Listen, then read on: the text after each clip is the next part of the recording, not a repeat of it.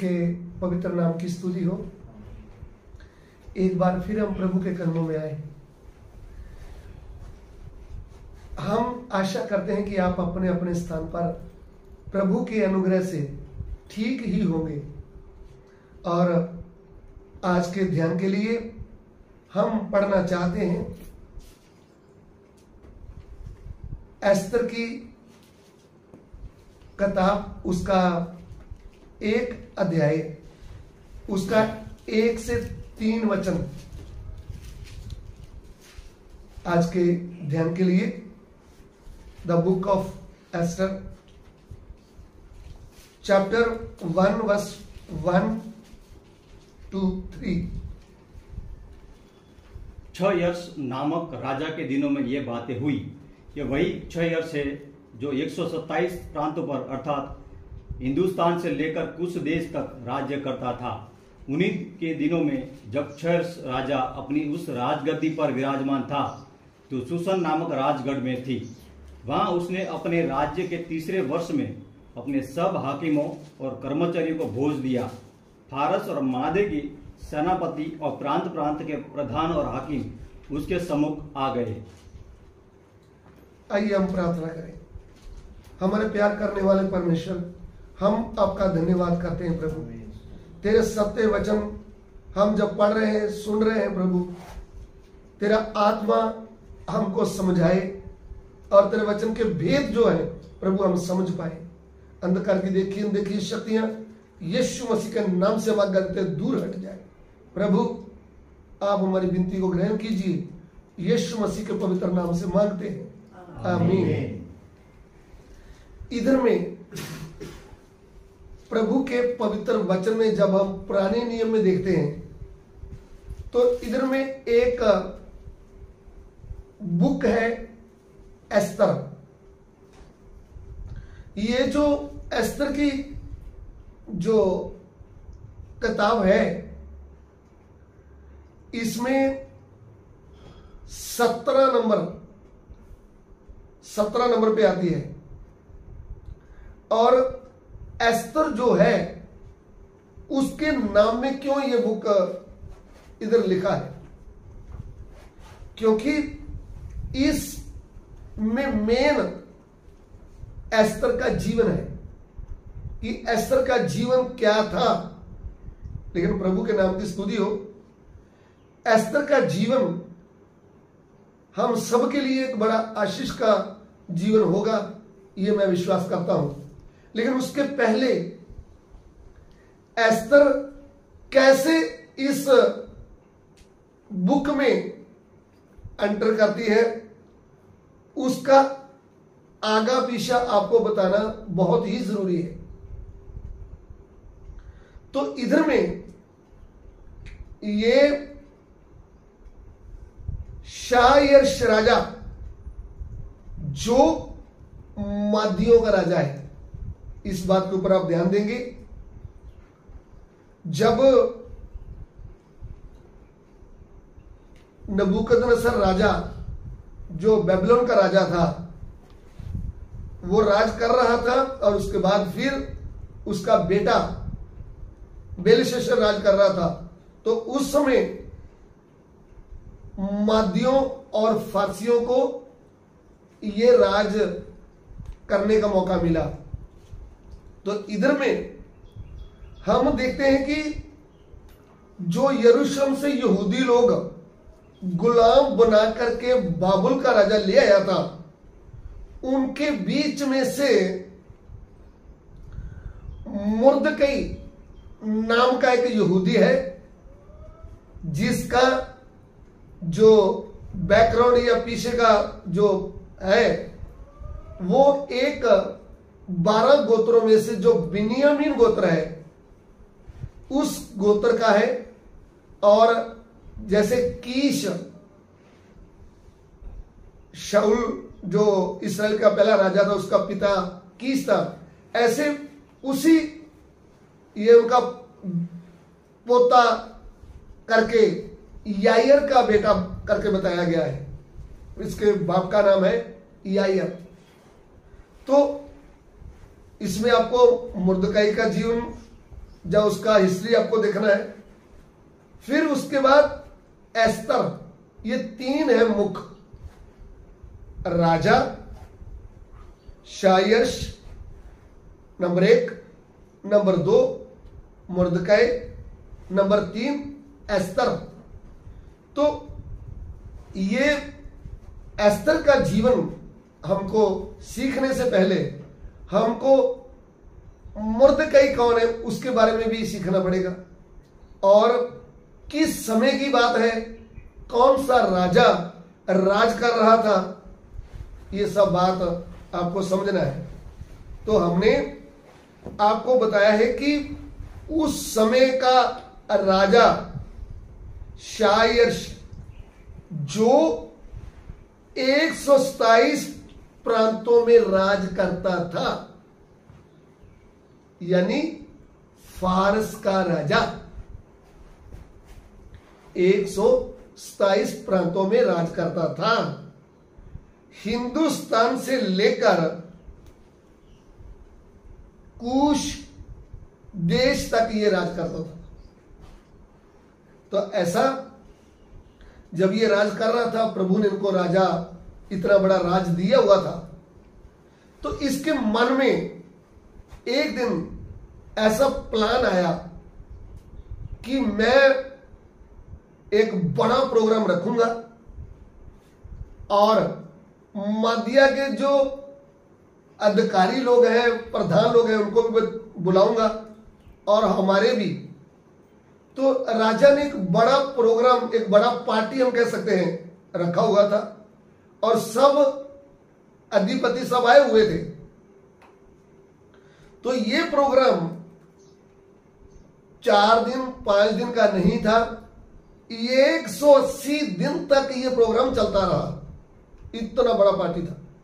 तो इसमें राजा ने अपने राज में जो कुछ भी था, अलग अलग वस्तुएं अपनी महिमा के लिए उनको दिखाई, और एंड में उन्होंने एक आज्ञा दिया कि जो मेरी पत्नी है महारानी, उसको हिंदी में पटरानी भी बोलते हैं, क्योंकि राजा लोगों की रानी एक नहीं होती थी, बहुत रानियां होती थी।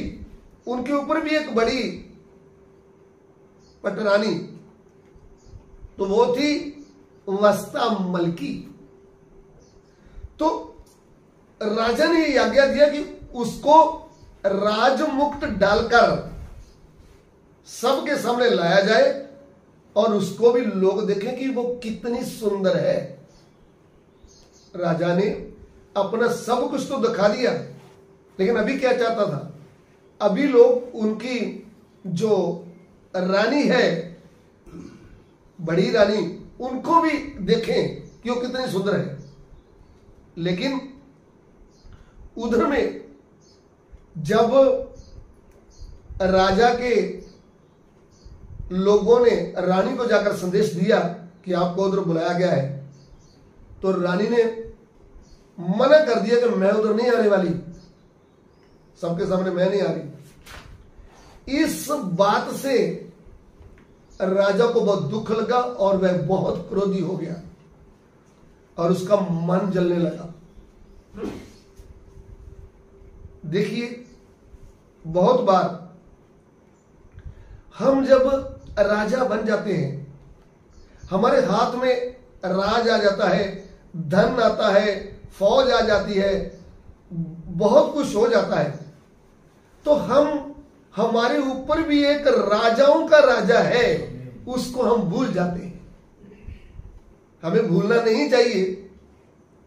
आप राजों का इतिहास देखेंगे तो राजा लोगों को जब प्रभु ने राज दे दिया, जब अच्छा खाना खाने लगे, जब अच्छा कपड़ा पहनने लगे, जब अच्छा पैसा धन दौलत उनके हाथ में आया, तो वो राजाओं के राजा को यानी पवित्र प्रभु को ही भूल गए। सो ध्यान दीजिए, आज प्रभु जब राजाओं का राजा है तो उन्होंने इस पृथ्वी में अपने लिए कुछ राजा लोगों को चुन लिया है। जो हमारे भाई बहन हैं, जो प्रभु के दास दासियां हैं, उनको ध्यान से उनकी गहराई देखेंगे तो आने वाले दिनों में जो प्रभु का राज आ रहा है, पवित्र राज आ रहा है, उस राज के लिए वो भी राजा करके चुने गए हैं। तो अभी हमारा राजा बनने की ट्रेनिंग चल रही है। समय आएगा तो हम क्या करेंगे? शरीर के तौर पर राज करेंगे इस पृथ्वी में, वो भी 1000 साल। लेकिन अभी प्रभु का राज हमारे मन में आया है, क्योंकि शैतान धोखा किया था आदम और हवा के साथ, और उनके अंदर जो परमेश्वर का राज था, आनंद था, जो परमेश्वर का उनके साथ रिश्ता था, वो झूठ बोल करके तड़वाया था और प्रभु के विरोध में पाप करवाया था, और उनके अंदर अंधेरा हो गया था। परमेश्वर का राज उनके अंदर से चला गया और शैतान का राज उनके अंदर मन में हो गया था। तो प्रभु के नाम की स्तुति हो। फिर परमेश्वर जब मनुष्य के रूप में आते हैं, प्रभु यीशु बनकर आते हैं, तो वह आकर क्रूस पर अपना प्राण दे देते हैं और तीसरे दिन मुर्दों में से जी उठते हैं। फिर वो मृत्यु के ऊपर, शैतान के ऊपर जब जय पाते हैं, तब उनके विषय में 6 लोग सुसमाचार पूरी सृष्टि के लोगों को बताते हैं, और जो सुसमाचार सुनता है उनकी बुद्धि खुलती है और उनके मन में परमेश्वर का राज स्थापित हो जाता है। तो जिनके मन में परमेश्वर का राज स्थापित हो गया है, वो प्रभु का लिए चुना गया भाई बहन है। जिनके मन में प्रभु का राज आया, परमेश्वर का राज आया, वही लोग चलते चलते पवित्र जीवन व्यतीत करते हुए, वचन के अनुसार तैयार होते हुए, एक दिन इस पृथ्वी में 1000 साल प्रभु के साथ क्या करेंगे? राज करेंगे। प्रभु के नाम की स्तुति हो। लेकिन इस बात को समझने के लिए अभी इस पृथ्वी में जो प्रभु के दास लोग हैं, उनको भी प्रभु ने छोटा छोटा राज दिया हुआ है। यानी कलीसिया में 60 लोग, 50 लोग, 100 लोग, 200 लोग, 500 लोग, 1000 लोग भी है, तो आप एक अभी के राजा हैं, वर्तमान काल के राजा। आप लोगों के ऊपर अधिकार जता रहे हैं, आप लोगों को प्रभु की बातें बताते हैं, लोग आपकी आज्ञा मानते हैं, आपको आदर देते हैं, तो आप अभी राजा हैं वर्तमान काल के। आप प्रभु की दी हुई वस्तुएं खा रहे हैं। तो ध्यान दीजिए, जैसे दाऊद राजा कहता है कि परमेश्वर, मैं कौन, मेरी प्रजा कौन, धन दौलत इज्जत सब तेरी ओर से आता है। तो वर्तमान काल के जो प्रभु के दास दासियां हैं, वो इस बात के ऊपर ध्यान करें, आपको ये अधिकार देने वाला, यानी वर्तमान काल का राज जो कलीसिया में आप कर रहे हैं, वो आपको प्रभु ने दिया हुआ है। हमारे ऊपर भी अभी राजों का राजा है, एक सच्चा न्याय है हमारे ऊपर। हम कभी भी अपनी भूल से गलत न्याय करेंगे तो ऊपर एक कौन है? सच्चा न्याय करने वाला जज, वो है हमारा प्रभु यीशु। तो इसलिए ये राजा,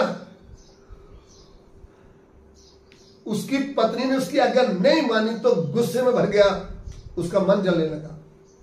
कभी कभी हमारा घमंड तोड़ने के लिए हम बड़ा फूल जाते हैं ना, कि मैं ये कर सकता हूं, मैं वो कर सकता हूं, और हमारे घमंड की हवा निकालने के लिए हमारी पत्नी ही काफी है। वो ऐसी बात बोलेगी, हमारी सारी घमंड की हवा क्या हो जाएगी? निकल जाएगी। मैंने बड़े बड़े लोग देखे, जब शादी नहीं हुआ तो बड़ी बड़ी बातें करते थे, लेकिन जब शादी हो गया फिर उनको भी थोड़ा नीचे जाना पड़ा, अपना घमंड के नीचे। ऐसा ही प्रभु के घर में है। आप जब तक टूटेंगे नहीं, जब तक आप बच्चे जैसा मन बनाएंगे नहीं, जब तक आप प्रभु की दीनता में, अगुओं की दीनता में आएंगे नहीं, तब तक प्रभु आपको हाथ में लेने वाला नहीं है। आप भूल जाओ आपके द्वारा कुछ आत्माएं जीती जाएगी। आपका घमंड 100 डिग्री है, तो प्रभु घमंडियों का सामना करता है और अधीनों के ऊपर अनुग्रह करता है। तो हमें इस राजाओं के राजा के आगे, प्रभु के आगे नम्र बन के रहना है। जब नम्र बन के रहेंगे तो ये प्रभु हमको हाथ में लेगा और हमारा राज आगे बढ़ाएगा। प्रभु के नाम की स्तुति हो। तो इधर में हमने शायर्ष राजा के बारे में सीखा है कि उस समय का जो वर्तमान काल का राजा था उसका नाम था शायर्ष, और वह 127 प्रांतों में राज करता था। वह बड़ा साम्राज्य था और बड़ा पार्टी किया है, और 180 दिन बड़ी पार्टी चलती रही और सब कुछ लोगों को दिखा दिया। बाकी था उसकी पत्नी कि वो भी देखे कितनी सुंदर है, लेकिन पत्नी ने इधर मना कर दिया, मैं नहीं आने वाली। तो इनकी भी घमंड की हवा निकल गई। फिर क्रोध में बैठा रहा, जलता रहा। हमारी हवा निकालने के लिए कभी कभी प्रभु ऐसा होने देता है। अभी जब ऐसा बात हो गया, आप एक बात ध्यान से समझें। प्रभु कहते हैं कि जहां 2 या 3 मेरे नाम पे इकट्ठे होंगे उनके बीच में मैं उपस्थित होऊंगा। अगर हम इस बात को समझना है तो सबसे पहले 2 जन एक मन के कौन थे? हवा और आदम। 2, 3 तो बाद में हुआ, 2। तो जब तक ये दोनों 2 एक मन के थे, इनका प्रभु उनके बीच में आकर बात करता था, इनके बीच में वास करता था। तो जब शैतान की बात हवा ने मानी, तब से गड़बड़ी हुई। इनका एक मन रहा नहीं, ये परमेश्वर के वचन से अलग हो गए। फिर उधर से गड़बड़ी शुरू हुई, पाप आ गया। फिर पति पत्नी की नहीं मानता, पत्नी पति की नहीं मानती, दोनों 2 तो है लेकिन 2 मन हो गया। फिर झूठ, चोरी, लड़ाई, मारपीट, बहुत कुछ हो गया। तो इधर में जब घर के 2 जन एक मन नहीं होंगे तो दूसरे लोगों को क्या मिलेगा? उसका निजायज फायदा मिलेगा। अभी जो अधिपति उधर इकट्ठे हुए थे, उन्होंने बोला, राजा, सबके सामने आपकी एक बेइज्जती हुआ है। आपकी पत्नी ने आपकी आज्ञा नहीं मानी, तो फिर दुनिया में आपकी आज्ञा कौन मानेगा? बात सही भी था, और फिर आगे का भविष्य भी देखना है। तो हम बोलते हैं कि राजा ऐसा करे, एक चिट्ठी निकाले और ये बताए कि राजा की पत्नी उसकी आज्ञा नहीं मानी तो दोबारा कभी राजा के सामने उस स्थान में नहीं आएगी। तो इसलिए जो हमारी पत्नी है, सरदारों की, प्रधानों की, उनको भी चिट्ठियां भेजी जाए कि जो ऐसा नहीं करेगी वो आप देख लो, ताकि वो अपने अपने पतियों को क्या रहे? अधीन रहे और अपने पतियों की आज्ञा माने।